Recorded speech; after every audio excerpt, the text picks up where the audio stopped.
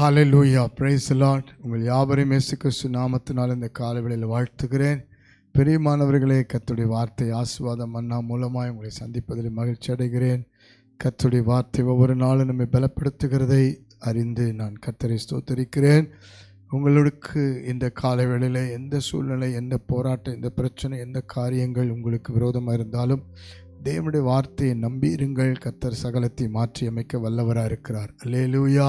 அவர் நேற்றும் இன்றும் என்றும் மாறாதவர். ஆமென். இந்த காலைவேளையில் கூட உங்களுக்காக கர்த்தர் ஒரு தீர்க்கமான வார்த்தையை பேசி உங்களை ஆசீர்வதிக்கிறார். இன்றைக்கும் கர்த்தருடைய வார்த்தை நாம் வேதத்திலிருந்து நாம் பார்க்கும் பொழுது கர்த்தர் சொல்லுகிறார். 1 கொரிந்தியர் 13:10 வாசித்து பாருங்கள். நிறைவானது வரும்போது குறைவானது ஒழிந்து போம். அல்லேலூயா, அல்லேலூயா. நிறைவானது இன்றைக்கு கர்த்தருடைய வார்த்தை. கர்த்தருடைய வார்த்தை நமக்கு நிறைவாய் நம்மை வாழ வைக்கிறது. மனுஷன் அப்பத்தினால் மாத்திரமல்ல, தேவனுடைய வாயிலிருந்து புறப்படுகிற ஒவ்வொரு வார்த்தையிலும் பிழைப்பான் என்று லூக்கா 4:4 வாசிக்கிறோம். இப்போ நிறைவான வார்த்தையாய் இயேசு இருக்கிறார். ஆமென். இயேசு கிறிஸ்து ஜீவனுள்ள வார்த்தையாய் வெளிப்பட்டார். நானே வழியை சத்தியம் ஜீவனுமாக இருக்கிறேன். ஜீவ வார்த்தை இயேசு கிறிஸ்து. அந்த வார்த்தை வரும் பொழுது அற்புதம் நடக்கிறது. வாழ வைக்கிறது, விடுதலை கொடுக்கிறது, சுகம் கொடுக்கிறது, பலன் கொடுக்கிறது. நம்முடைய குறைவை எல்லாம் வார்த்தையின்படி நாம் கீழ்ப்படிந்து நாம் செயல்படும் பொழுது அந்த குறைவை நிறைவாக்குற வல்லமை வெளிப்படுகிறது. ஆமென் சொல்லலாமா? அல்லேலூயா. அந்த வார்த்தை நிறைவுள்ளதாக இருக்கிறது. நம்முடைய வாழ்க்கையில் எந்த குறை இல்லாமல் மாற்றி அமைக்கிறது. ஆமென், அல்லேலூயா. அது மாத்திரமல்ல, தேவனுடைய அன்பு நிறைவானதாக இருக்கிறது.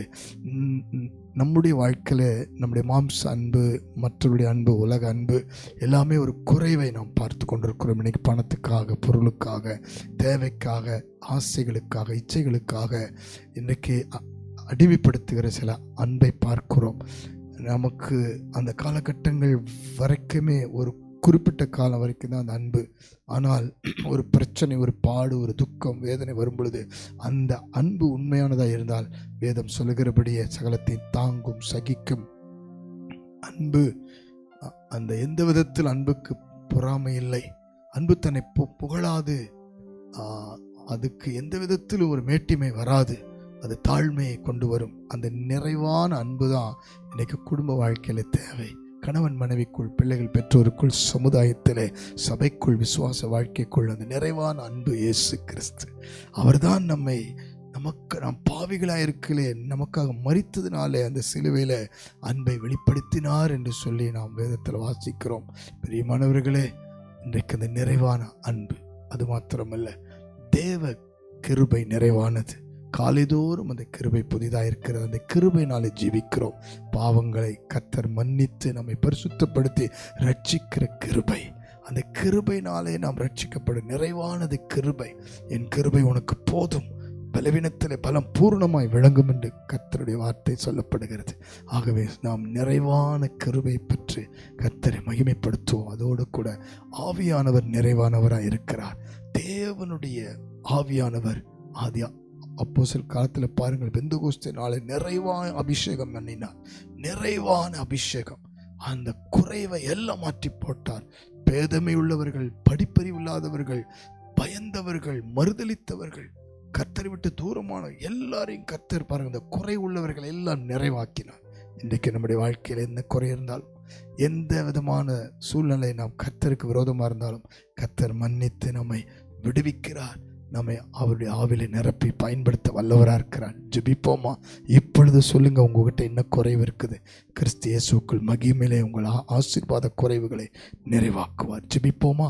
பரலோக பிதாவே, குறைவுகளை நிறைவாக்குறவராய் வெளிப்பட்டிருக்கிறவரே, இப்பொழுது இந்த நிமிஷத்தில் யார் யார் ஜெபிக்கிறார்களோ அவங்க வாழ்க்கையில் என்னென்ன குறை என்பதை நீர் அறிந்திருக்கிறீர். இந்த குடும்பத்திலே, தனிப்பட்ட வாழ்க்கையில், ஆவிக்குரிய வாழ்க்கையிலே, அவருடைய கைகளின் பிரயாசத்திலே என்ன குறைவு இருந்தாலும் அவருடைய வாழ்க்கை, கணவன் மனைவி பிள்ளைகளுக்குள் எல்லா குறைவுகளை நிறைவாக்கி ஆசீர்வதி ஆசீர்வதியும் அப்பா. தேவனுடைய வார்த்தை நிறைவாய் இப்பொழுது ஒவ்வொருக்குள்ள இறங்கி அவர்களை விடுவிக்கட்டும், ஆசீர்வதிக்கட்டும். அந்த வார்த்தையின் வல்லமை ஒவ்வொருவரையும் புதிதாக்கட்டும். அந்த வார்த்தையில் அற்புத அடையாளம் நடக்கட்டும் அப்பா. ஆண்டவரே, உம்முடைய அன்பு ஒவ்வொருக்குள்ள இறங்கி ஒவ்வொரு வாழ்க்கையில் அந்த அன்பு நிறைவாய் இறங்கட்டும். சந்தோஷம் மகிழ்ச்சி பெருகட்டும் அப்பா. அன்பு எல்லாவற்றையும் ஆண்டவர் மேலானதாய் ஆண்டவர் இந்த குறைவாய் இருக்கிறதெல்லாம் மாற்றி அமைக்கட்டும். கிருபை தாங்கட்டும். ஒவ்வொரு நாளும் இந்த கிருபை நிறைவாய் இறங்கட்டும் அப்பா. ஒவ்வொரு வாழ்க்கையில் இந்த கிருபை இறங்கட்டும். உம்முடைய ஆவியானவர் ஒவ்வொருவரையும் நிரப்பி நடத்தி ஆண்டவருக்காக எழுமி பிரகாசிக்க வைப்பீராக. ஆண்டவர் ஆவிக்கிற வாழ்க்கையில் உமது பரிசுத்த வல்லமை அபிஷேகம் ஒவ்வொருவரை தொடுவதாக நிறைவாக்குவீராக. இயேசு கிறிஸ்து மூலம் தாழ்மையோடு அர்ப்பணித்து ஜெபிக்கிறோம் ஜீவனுள்ள நல்ல பிதாவே. ஆமென், ஆமென், ஆமென். God bless you. ஒவ்வொரு நாளும் கர்த்தர் நம்மை நிறைவாக்குவார். குறைவானது ஒளிந்து போகும்.